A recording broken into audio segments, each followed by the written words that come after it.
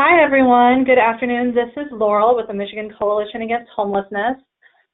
Thank you for joining us, and thank you for sticking with us while we kind of set up our audio and our visual over here. We are getting started in just a second as soon as I get our PowerPoint up. But you are on for our kind of prep webinar for our Homelessness Advocacy Day, which is next Tuesday, April 16th. We are really excited. We hope you're excited as well. A couple housekeeping notes for you before we really get started with the webinar. For those of you who are familiar with GoToWebinar, this will be review, but for those of you who have never used it before, there is a little dashboard for you to be able to access and kind of interact with us in that way. You're all muted right now, but if you have any questions or if you have anything that you want to comment on at any point during the webinar, please feel free to use the questions box. Type it in and send it to us, and we'll be able to respond as we go along. We'll have plenty of time throughout and at the end for questions on any of the content that we share today. So please do feel free to send that our way. This is being recorded, so after the webinar, we will be sending out an email with the link to view the webinar, as well as the materials that we'll be discussing. So you can access that, send it to anyone who you know wanted to see this but wasn't able to attend live today. I think that's it for our kind of housekeeping. Again, I'll introduce myself. I'm Laurel Birchfield with the Michigan Coalition Against Homelessness. And this is Jason Weller, also with the Michigan Coalition Against Homelessness. Hi, everybody.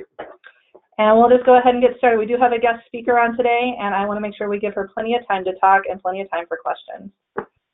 So just again, a reminder, this is for our Homelessness Advocacy Day, which is next Tuesday here in Lansing. I hope everyone who is intending to come to that has registered, but I will have a registration link available at the end of the presentation for those of you who still need to register. Our goals for today, we really want to make this a safe environment for you to feel like you gain the confidence and ability to advocate, both at our Advocacy Day next week and just in general.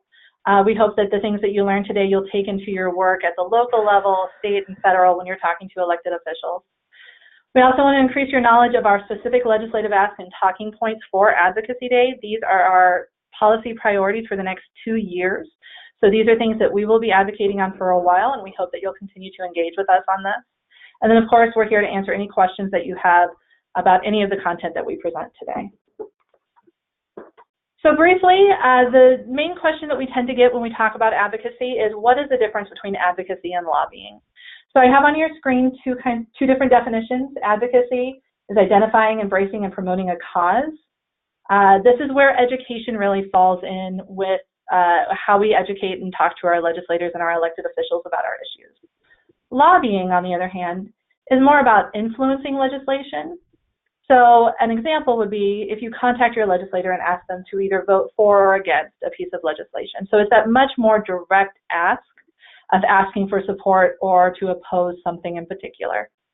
Now, the reason why we get this question so often is because lots of people have concerns about whether or not, as an employee of a nonprofit, they can participate in direct lobbying acts. And the answer is yes. You absolutely can participate in lobbying. For the most part, we tend to frame our work here at MICA as advocacy and education, but we do direct lobbying, and we can do so because of the way that lobbying is defined and the way that the federal government kind of outlines which activities we can participate in. So as a nonprofit staffer, you can participate in lobbying as long as it doesn't exceed a certain amount of your budget or of your total time. So the way that we're framing Advocacy Day is we'll have all the educational materials for you. That's what you can focus on. And then we'll have the very specific lobbying ask at the end of our documents. We encourage you to include that lobbying ask, but if you're extremely uncomfortable, if for whatever reason you do not want to do that, that is up to each individual and each team as they meet with legislators. We'll have you leave the materials behind, but that specific lobbying ask is something that you guys can bypass. Now I want to turn it over to Stephanie. She has graciously offered some time with us to kind of talk from a staff perspective of a state legislative office, to share with us a little bit about her experience with meeting with advocates and give us some tips on how we can be the best advocates when we're in these meetings next week, or just as I said, at any time when we're advocating for something at the local, federal, or state level. Stephanie, are you there? I am.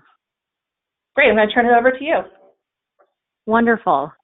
Hi, everybody. My name is Stephanie Bogema. I'm the Chief of Staff for State Senator Kim Lasada. I was the Chief of Staff for State Senator Margaret O'Brien from 2015 to 2018, and I worked on Capitol Hill for a congressman before that. So I've kind of been doing this for a number of years and have certainly met with many, many people during that time who were really passionate about a number of different causes that they wanted to make sure that they had a chance to talk to us about and make sure that we understood how important those issues were. I think some of the most kind of helpful and effective meetings that I can remember sitting in have been with folks who come prepared with some type of a 1 or 2 page document. We are meeting with so many different people on so many different issues, all of which, certainly have merit, that, giving us much more material than that is difficult for us to sift through. And right now, Senator Lasada sits on 8 different committees, which is quite a few, so that's been keeping us busy. But having a 1 or 2 page document that kind of clearly outlines what your priorities are and kind of those specific asks, if you are kind of going more of the kind of direct to lobbying approach, that's really helpful for us to have after the meeting, as well as contact information, probably for just one person from the group. Just to have a point of contact, someone that, we can ask follow-up questions from if we'd like to see additional materials, or, if the senator has anything else that they'd like to see, just to have more context for us. That's really helpful.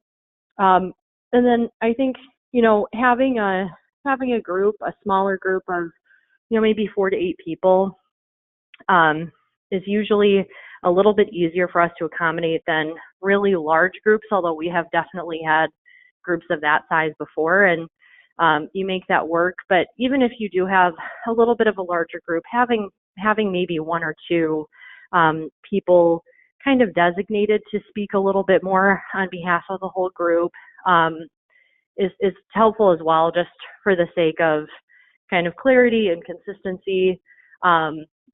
Certainly we'll want to hear from everyone in terms of having everybody kind of go around and introduce themselves at the beginning.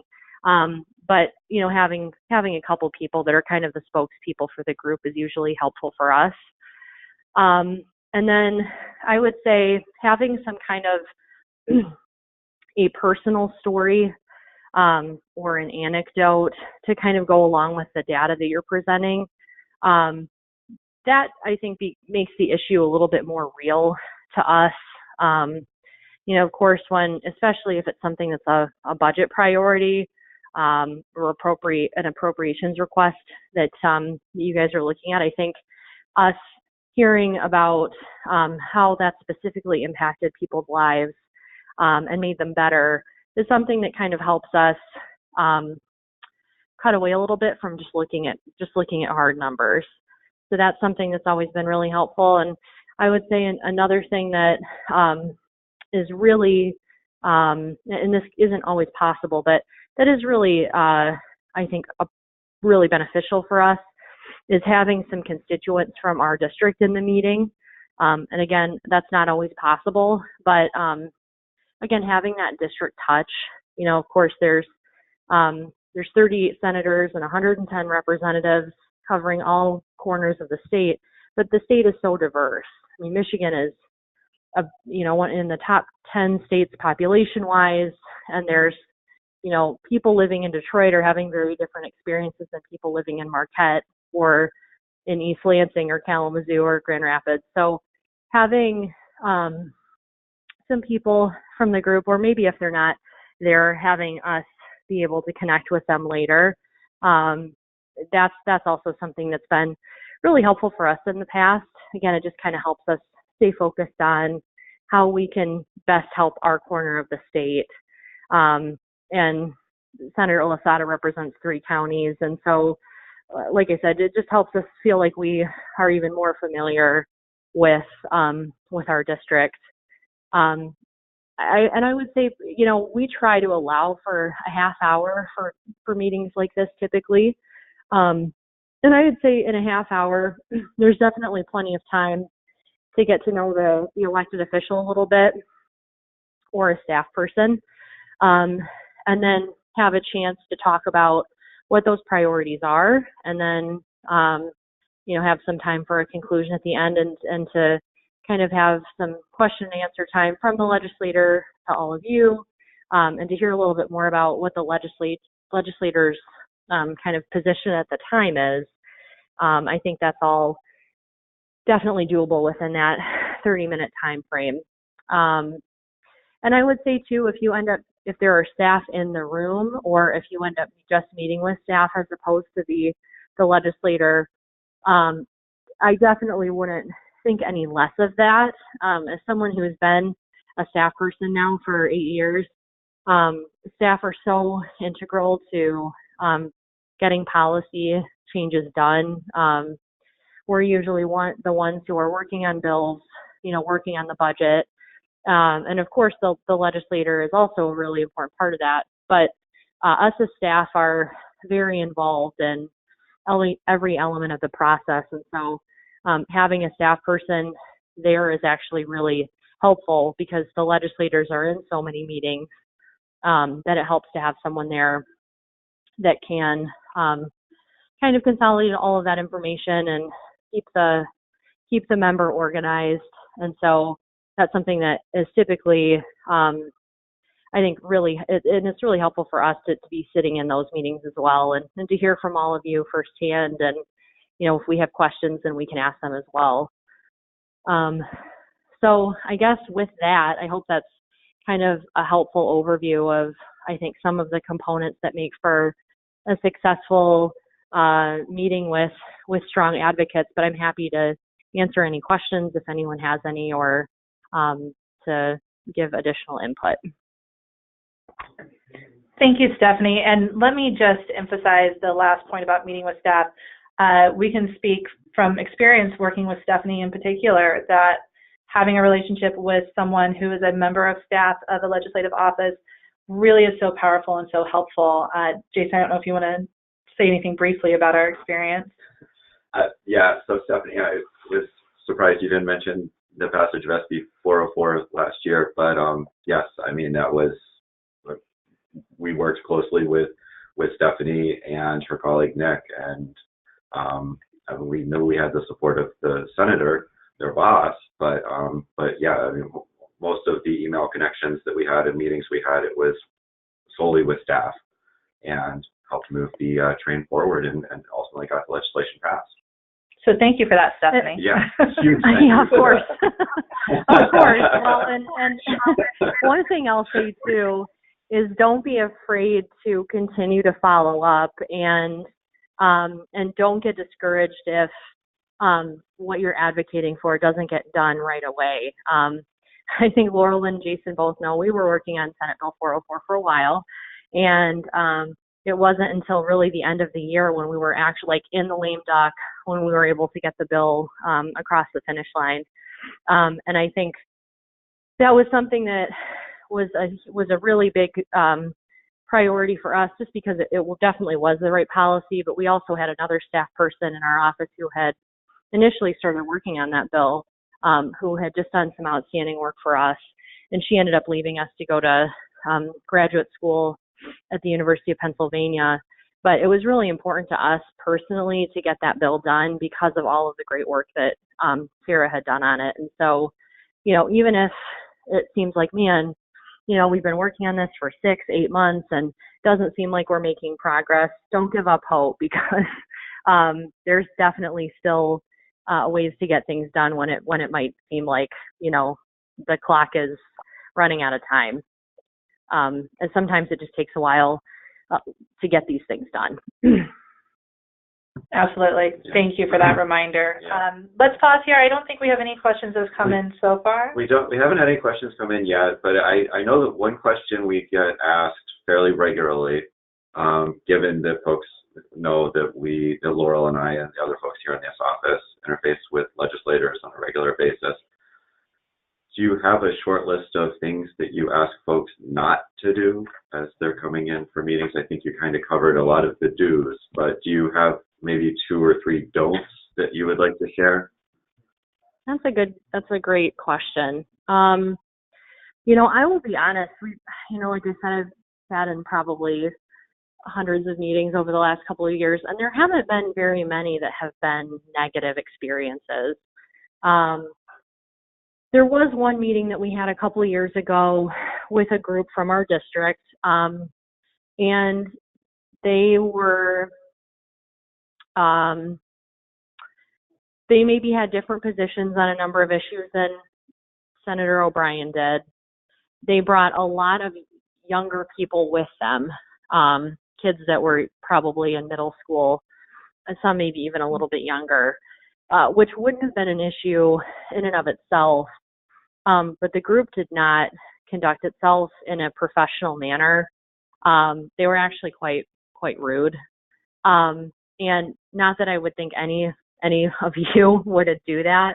I guess I would just say having that respect for the legislator or the staff person, even if they maybe don't completely agree with you on an issue, or maybe they don't at that time, but they're open to hearing more. Even if they're pretty opposed, I think the best way that you can try to create a longer term relationship with that person and can maybe continue to, persuade them over time or just challenge them to look at different information. I think it's just a lot easier to do that when you have kind of that positive, open communication with that person.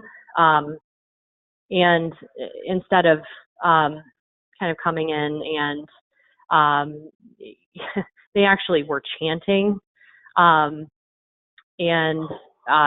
made it sound like we wanted to. They also made it sound like that we had positions on policy that we didn't even have. And so that was a pretty negative experience. So yeah, I guess honestly, most people do a great job when they come in. They usually do have some kind of information. They usually do have some kind of personal experiences where you can tell that there's passion there. There haven't been too many where I've come out of a meeting and went, wow, well, that was unpleasant.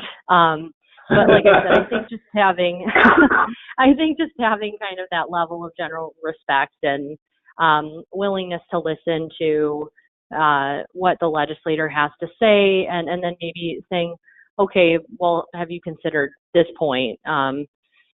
Like I said, I think of advocacy or lobbying more as a kind of establishing a long-term relationship with that elected official, instead of just coming in one time and doing a quick 30-minute pitch and that being the only time you communicate with them. Because honestly, I don't know how effective that really is in the long term. So I think approaching it from the perspective of this legislator is going to be here for 4 or 8 years, and let's try to have the most productive working relationship we can. I think that's a great approach to take. Awesome. Thank you for that. Yeah. And I know you have to run. I don't think we've gotten any questions for you, so we'll let you kind of jump off. But thank you so much for joining us. Thank you for sharing some of this insight. For everyone else on the phone, If you have questions specifically for Stephanie, let us know, and we can always contact her and see if we can get answers for you. Wonderful. Thank you so much, everyone. Good luck. Thanks, Thank Stephanie. you. Have a good one. Of course. You too. So this is Laurel again. To kind of just summarize some of the things we heard from Stephanie and maybe talk about some more specific things for our Advocacy Day next week, just wanted to put out a brief list. Some of these are really common sense do's and don'ts. Some of these, as I said, Stephanie already really addressed. But some of the things that we really ask our advocates to do when they enter into these meetings really is to carry yourself with that professionalism and that respect that Stephanie concluded with. As she said, it's going to make a much better meeting, a much happier meeting for everyone involved. So when you go into the meeting, do make sure that you introduce yourself, make space for everybody to introduce themselves personally, and then indicate that you are here for the Homelessness Advocacy Day and that you want to talk about housing insecurity and homelessness. That'll just set the stage right off the bat so that the legislator or the staff that you're meeting with knows why you're there. If you are a constituent, if you are part of their district, make sure you let them know that too. As Stephanie said, it's always really nice when we are able to get someone from the district in the room so that you can have some of those personal connections and some of that really local context in the conversation. Do be confident. The issues that we're going to be addressing in our talking points may not be things that you feel that you are an expert on, but you are an expert on housing and homelessness in your community. Recognize that when you go in and speak as though you are the expert, this is your opportunity to educate the legislator on these issues and to build that relationship so that when questions come up in the future, they can reach out to you and they can follow up with learning more about the issue and learning more about what you do. We do ask that you share our talking points, and we'll have a whole packet for every individual, both for you to use and for you to leave with the legislative office. But as Stephanie also indicated, it's really important to bring in those personal stories and the local perspective and data. So come prepared to talk about that. Bring in the stories about what you've experienced in your community. If you have data about housing and homelessness, bring that with you as well. You may not have an opportunity to go through it in great detail, but you can leave it with the legislator. You can let them know it's there. You can talk about something that, if there's something very specific that you think is important for them to know about. So share our talking points, but also bring in that local information. Now the don'ts, we just kind of have two. Don't be disappointed if you meet with staff instead of the legislator. We hear that a lot when we organize our advocacy days. Our legislators are so busy. They're in meetings all day long. So if we have a chance to sit down with them even for 5 minutes, that is wonderful and we take it. But if we can't, if we sit down for half an hour with a staffer, that's just as important, just as valuable. So don't be disappointed if you're meeting with a staff member. And don't get aggravated if they disagree with your perspective. As Stephanie illustrated quite well, you can have a pretty bad meeting if you go in hostile. Even if they are not on the same page, they don't see eye to eye with you on anything, don't get upset. Use it as an opportunity to educate them. You're going to build that relationship and build that bridge so the next time you have a meeting with them, you're starting from a better place. So we're going to move into kind of some of the more specifics about Advocacy Day. And as I said, through this point, we're going to be talking about some of our specific talking points in the day. So feel free to send us questions as we go along. We'll answer them either as we get them or save them for the end. But on your screen, you should see the schedule for the day. We are starting registration at 8:30. We will have welcoming remarks at 9 o'clock, and we hope to get a legislator or two in to join us in the morning. And this is an opportunity just to kind of see some of our legislators and hear from them. And then we're going to move into a very brief period of time where we're going to go over our talking points and answer questions again for anyone who's unable to be on this webinar or anyone who has just thought of more questions afterwards and wants to bring those to the table. We are going to set you up in teams. And so each team will have, our goal is 3 to 5 individuals, and they will travel to the meetings together. So at 10 o'clock, we're going to set aside time for you to meet with your team and to talk out how you want to approach this. You'll have a little time to practice, talk about your introductions, talk about which of our talking points you really want to stress.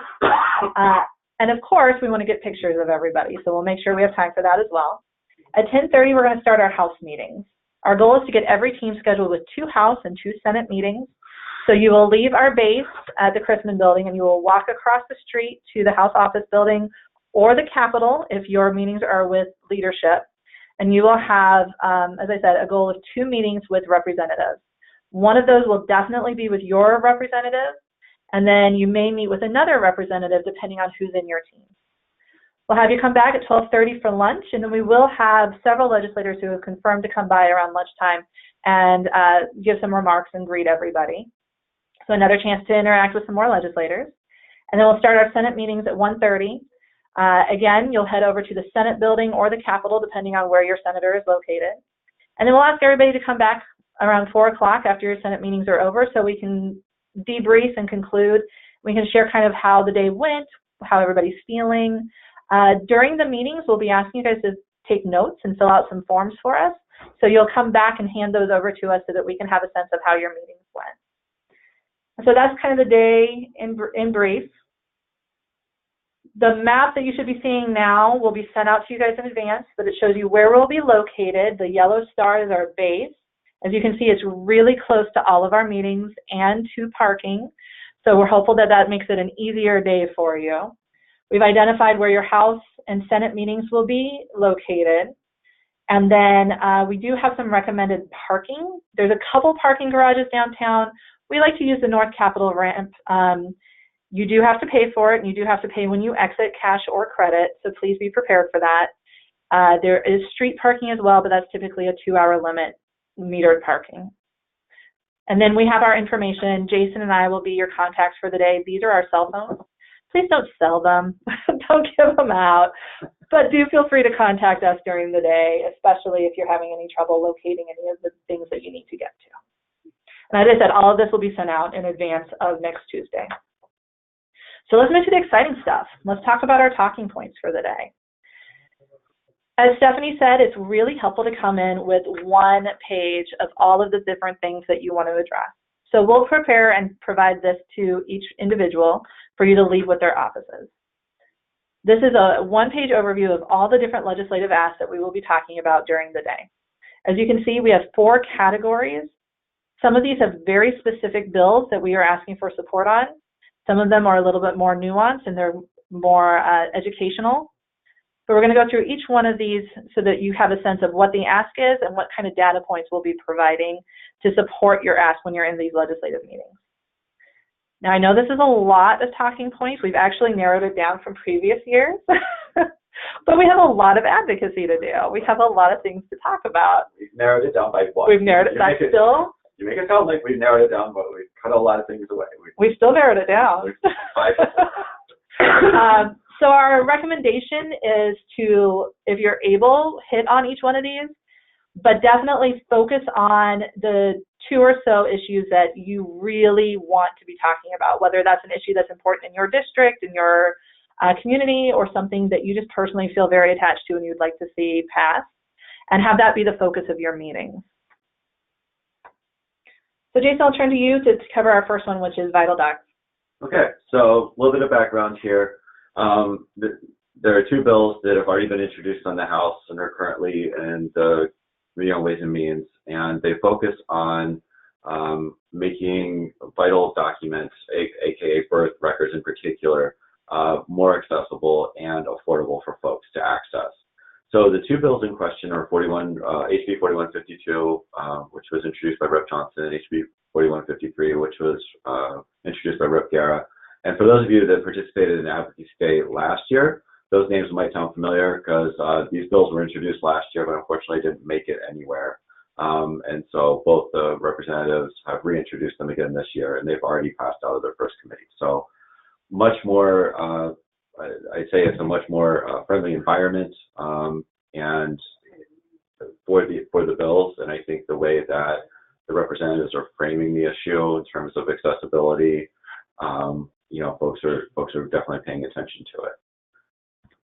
So, as I said, the bills are currently in the Committee on Ways and Means. So the ask really is that folks get behind this, and really we're trying to educate, the broader representation in the House and the Senate that these bills are out there, and and hopefully when they drop to the House floor, folks, it won't be a learning curve because they'll have already heard about them from you. So at the crux of the bills, what they're trying to do is make it so that if an individual whose birth records currently reside with MDHHS Central Registry here in Lansing are able to pay the same fees as they would if they were going through the local county clerk's office. So the slide that Laurel just pulled up gives you an idea of what the cost difference is. And the folks whose birth records automatically reside with the MDHHS Central Registry are the folks who were born to unwed parents before 1978 and adoptions. And the processing fees for those individuals start at $34. and that's not including shipping and handling. I think the average cost when we did the calculations last year is just under $70 if you're going through the central registry. Whereas if you go through the local county clerk's office, you see that the state average is $13.38. And the range is anywhere from $5 to $30 this year. So, yeah, I mean, I think that kind of speaks volumes as to why this bill is important. Because obviously this is going to be a huge cost savings for the individuals who are having to go through the central registry. On top of that, you know, in some cases they have to come all the way to Lansing because they have to prove who they are. So they have to come in person. And so there's on top of all the other fees and costs involved, you know, there's also the time factor as well. And we know all of you are familiar with what multiple trips and to, you know, Secretary of State and things like that how that can wind up costing far more than folks anticipate. So the other graphic that we have up here is the pie chart. A little over 2 years ago now, we did a survey of providers across the state to try and get a sense of the scope and depth of the ID-related issues that providers were confronting when they were working with folks trying to assist them with getting both birth records and state IDs. And as you can see, one of the questions we asked is, where do folks, you know, the folks that you're working with, where do their birth records come from? So this gives us a sense of kind of, okay, so with the almost 20% that are coming from the Vital Docs office, that's a fairly significant portion. So, I mean, that's a fair number of folks that would be impacted by this bill. So from a purely financial or fiscal analysis, like, this makes sense, you know, in terms of the cost savings that it would result in for the folks that you're working with. Feel free to send in questions, guys, if you have anything about any of these particular talking points. Yeah. So we're going to move on to our next category of ask, which we've kind of labeled increasing access to affordable housing. And our specific interest this year is to see a permanent funding source for the Michigan Housing and Community Development Fund. Now, this fund was created legislatively in 2004, but has only received funding twice from our state government.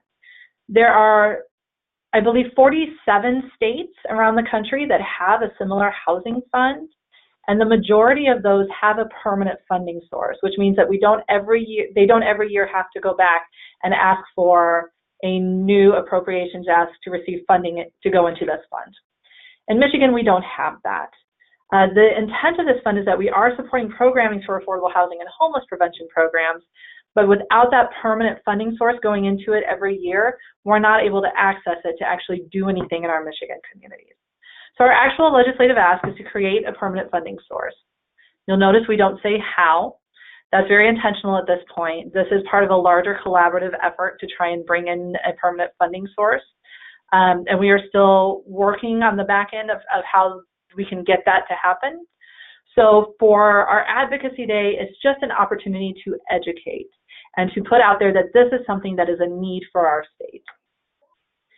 So we'll have a whole page with some data points for you guys to share, but two that I wanted to highlight for you guys today is to kind of reflect the need and the benefit of what a housing fund will do for the state of Michigan. So the first graphic, in Michigan, for every 100 extremely low income renters, there are only 37 affordable and available units. This is from the National Low Income Housing Coalition's annual report. And we like to just kind of frame things in this way. If we don't understand what the need is, then we don't really understand how the fund and how some of these legislative asks can have an impact.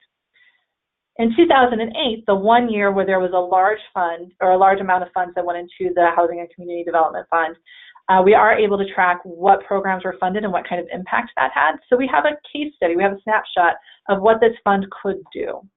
So in 2008, we know that these funds served 130 low-income households through the projects and programs that were funded, and we know that it also prevented homelessness for 78 households. Now, this is something that's really helpful for us to put in front of our legislators, but we recognize that the funding that was received in 2008 didn't go as far as it could because it was a one-time funding and because it wasn't a lot. And so when we talk about this, it's important for us to kind of acknowledge that we could and should be doing more with this fund. Jason, do we have any questions before we move on to our next talking point?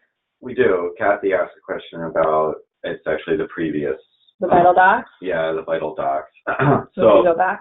Sure. So Kathy asked the question, what would actually be the argument against charging the local county clerk's fee? And to put it bluntly, it's money. This would be money that MDHHS would actually be losing. And I believe Revs Johnson and Garrett did come up with a fiscal analysis in terms of what this would cost the department. And I don't remember what the number is off the top of my head, but it did come up at one of the hearings. But that is essentially the bottom line as to why MDHHS has, I think, been pushing back against this a little bit, is that it would impact their bottom line. But, you know, this is an area where sometimes we disagree with state departments, and we disagree with, you know, as we've been saying, sometimes we disagree with even the folks we're meeting with in some regards. So, but ultimately, I think this falls into the category of trying to do the right thing, and ultimately make these documents, as I said, more accessible and more affordable. So, Kathy, hopefully that answers your question. Keep sending us in questions, guys. We're happy to kind of address anything or get into some more details if you would. We want to make sure you have what you need to feel comfortable when you're in these meetings next week. All right, so I'm not seeing anything yet on the Housing and Community Development Fund. So we'll go ahead to our third category of legislative ask. We're framing this as decreasing barriers to affordable housing. And this is our source of income discrimination bill.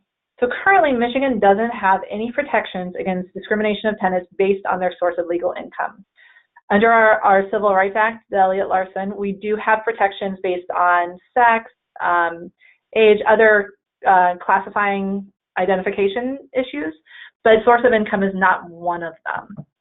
And so we know that this creates additional barriers for individuals with subsidies and benefits, such as vouchers, such as Social Security, such as veterans benefits or disability benefits. A landlord can not only discriminate and say that they will not rent to them, they can even put that in their advertisement and just flat out acknowledge that they won't even consider somebody who comes in with that source of income. So we're currently working with a representative's office, Representative Wittenberg. He has drafted a source of income discrimination bill. It is still in draft form. Representative Wittenberg is a Democrat. And so our ask at this point is for co-sponsorship so that we can make this a bipartisan bill when it is introduced at the House. This is something that ideally, as Jason alluded to with the Vital Docs, is one of those things where we should be doing the right thing here. We should be adding these protections so that people don't have this artificial barrier once they've already gone through all the hoops of getting a voucher. And so we'd like to see this introduced as in a bipartisan way. A little bit of background, and this is some of the data that you'll have at your fingertips on Advocacy Day. We like to do surveys here at MICA. So the first graph that you see is from a survey that we did last year, so 2018, on affordable housing. We surveyed homeless service providers and asked the question, what type of clients will the landlords that you work with typically not accept? And you can see the overwhelming category was formerly incarcerated, but following behind in second place is housing choice voucher holders. These are the folks that we're talking about when we talk about source of income discrimination.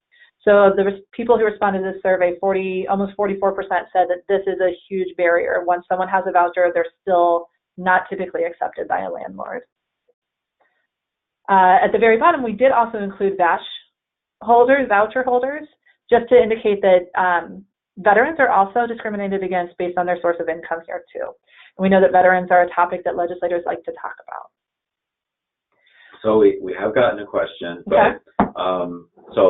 It's more of a comment, and just one of our participants has shared that she's been working on one of the campaigns with Congress to increase the funding for housing vouchers, the $5.5 billion for housing vouchers. So thank you, LaShawn, for sharing that.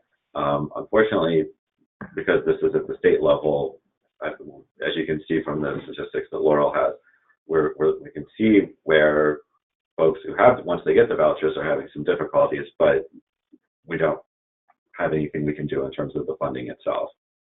Thank you for doing that, though. We do know we definitely need more funding from the federal level, so thank you for the work you're doing there. Just the last data point on this issue is from the Center for Budget and Policy Priorities. They did some analysis on communities that have enacted voucher discrimination laws to see what the reaction from landlords has been. So I believe the statistic is about 1 in 3 voucher holders is protected federally. 1 in 3 voucher holders is protected by anti-discrimination law, which is really alarming that only 1 in 3 are. But you can see by this graph that where those protections have been enacted, landlords are less likely to discriminate. There's always going to be a case of discrimination. We recognize that this is not going to solve all issues for voucher holders trying to access housing, but it is a huge step in the right direction. So once a voucher discrimination law is passed, a landlord is much less likely to block a voucher holder from renting one of their units. Anything else question-wise at this point? Nothing else has come in. All right. And I did see a comment from someone who said that they are a voucher holder themselves. Yep. Yes. Definitely, those are the kind of stories that are really powerful to bring to our legislators. If you've experienced this kind of discrimination, if you've worked with a client who has been discriminated against, these are the personal stories that really carry this message across the finish line. Once a legislator has a chance to interact with someone who has gone through this, it's no longer just numbers, it's personal. So please bring those stories with you. And then we always have this, our final ask is funding. Again, this is state funding, not federal. But Jason, you want to talk us through this one? Sure, I'll gladly talk about funding anytime. So there's really, I think this is relatively self-explanatory that, there are some areas where the legislature has an impact on funding issues and related to homeless programs. So this year, we have 2 things, as you can see. We have one in regard to the Emergency Shelter Program, or ESP, that's administered through the Michigan Department of Health and Human Services. So right now, as the funding level is at $18 a day, and we should point out that 18 is a bit tenuous because the governor's budget, at the end of lame duck last year, there was an additional $2 that was worked in, but that is only good for this fiscal year. So we have kind of 2 tiers to the ask for the funding for ESP. One is to make the $2 annualized, so that shows up for perpetuity. So we're locked in at least the 18. But there's also been talk about adding an additional ask for one final increase. And the way we've been kind of framing this issue is going into last year when we were asking for the increase, the ultimate game plan was to get from $12 to $20 within 2 years. So we're at 18. Ultimately, we kind of set the threshold for 20. So if we could get above that, that's great. But at the end of the day, if we could get it up to $20 and have that locked in, that would be a huge improvement over where things were just 2 years ago. So that gives a little bit of the background about what that legislative ask is about. We have been having conversations with a handful of legislators about kind of which way things are going. Right now, I don't think we really have a sense of what this specific ask is going to be for. We're still waiting to hear back. Yeah, so that's why we have 2 question marks there. But at the very least, we want to plant the seed that this is something that folks should be comfortable talking about. And as Laurel said, this is something that we had last year and was, I think, across the board fairly well received. It's a program that legislators are familiar with simply because of the size within the MDHHS budget. Can I interject really quick? I want to kind of acknowledge the timeline for appropriations this year. If those question marks are troubling you, hopefully this will eliminate that concern. The typical timeline for the budget, or at least for the past several years, has been to wrap up the full budget cycle before summer recess. The budget cycle starts with the governor releasing their budget proposals, and then our House and Senate committees create their own drafts. and then negotiate to where we have one final document. We are pushed back this year, so the governor released her budget later, and that's in part due to her transition and everything that goes along with that. So the House and the Senate are still meeting and developing their draft budgets. So we are absolutely coming in at the right time for these asks. They have not said anything. They are still hearing testimony. They're still generating the ideas for what they want to see in the budget. And with the HHS budget being so large, they do take a lot of time to come up with that. So don't be alarmed because we don't have those question marks yet. We'll hopefully have those next week solidified with a number that we can support that is actually going to be part of a legislator's ask. But we are absolutely in the right timeline now for the appropriations process. Thank you, Laurel. So the second piece that we have here is completely unrelated to number one. So this is, I think, the one area where we have kind of two entirely different pieces of legislation kind of wrapped into one category. So the number two is, and this is something that's based in the governor's budget, as Laurel said, that was released not 4 weeks ago? Last month. Yeah, last month. And the focus here is that, following up on the Vital Docs conversation, they have included a line item for $226,000 to reimburse programs who are obtaining birth records for their clients. So there's two pieces to that. A little over half of that money would go to MDHHS, the central registry. Of course, as I already talked about earlier, their costs are a bit higher than folks that go through the local county clerk's office.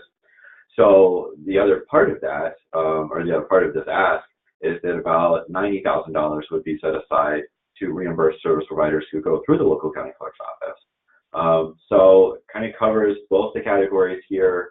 And of course, it would also mean, local county clerks would be, county clerk's offices even outside of your jurisdiction. So theoretically, it'd be a statewide program, which is something that we have not historically had. So we recognize that these funds traditionally come from very non-traditional sources, no pun intended there, and that, a lot of cases agencies are scrambling to come up with the dollars to help cover these costs. That they feel compelled to do that and not have the costs fall on the shoulders of the clients they're working with. So between the passage of SB 404, which helped covers the cost for the state IDs, and if this line item goes through, then we have birth records as well. So it'd be a huge change in how programs would be funding these, or how programs would be paying for these particular items within a 1 year time span.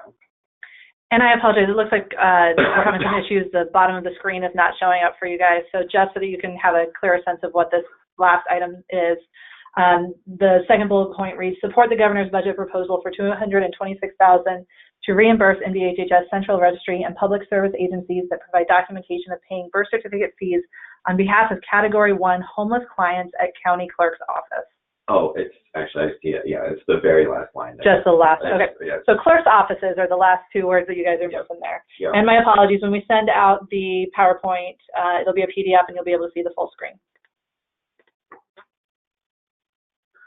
So some pretty basic talking points here. And again, apologies for those of you that played along with us last year in Advocacy Day, because you'll see that the ESP talking points are pretty similar to what we've used historically. There's not a lot of surprises there. So in 2018, ESP funded 68 emergency shelters and 34 motel service providers across the state. And there's this line up in the middle that kind of gives a bit of perspective, with the $18 a night that we're at for this fiscal year. That still puts us well below what the national average is, which is coming out to around $25. And then we know that there are some programs nationally that even go as high as $78 a night. So depending on where they're situated.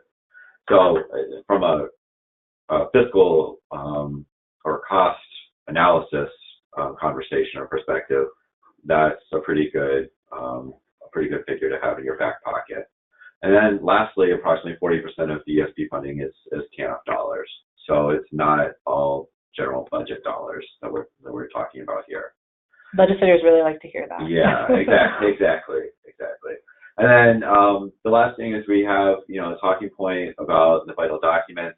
I think that, we've already, with the original original ask that we have around vital documents, we covered a lot of kind of the backstory as to why this would be important and kind of a compelling argument.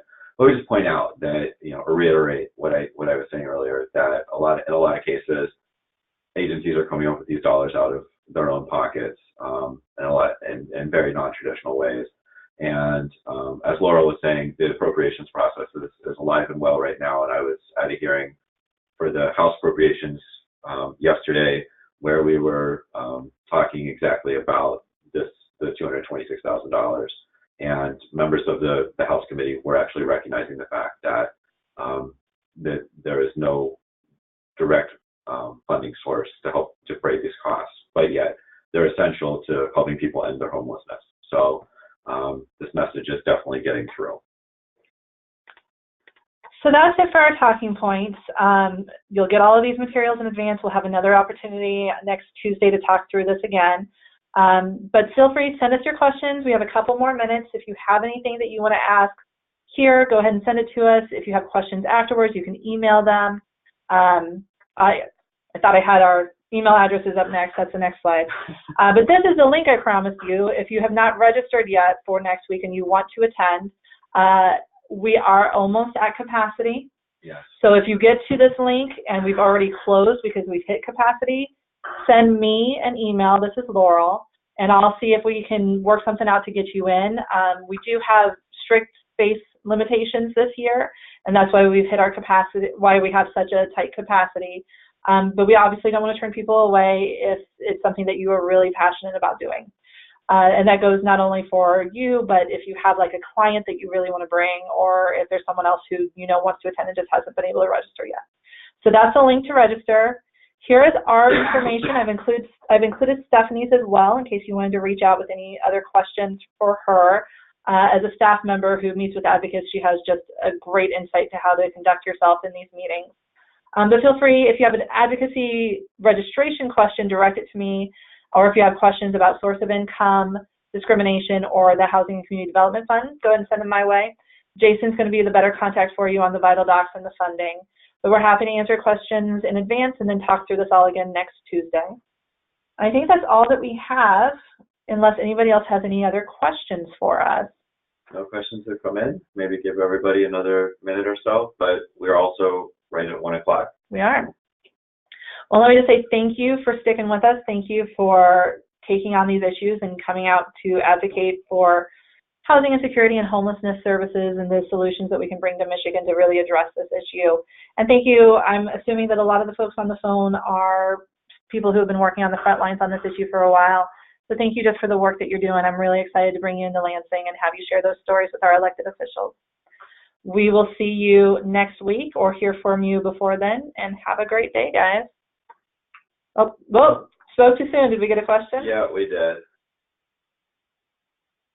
So the question, if they have other talking points regarding homelessness services besides what we've covered, can they mention them during their meetings? These are your meetings, so I'm not going to tell you no. This is your opportunity to engage with your legislator. I do ask that you carry our talking points as well. The whole point of an advocacy day is to bring in a coherent message. But if you have something that you have been working on locally and you're meeting with your legislator, it is a good opportunity to talk about it. So bring it in with you. And that's it? That's it. We got to thank you. All right. Thanks, guys. Have a good day. Yeah.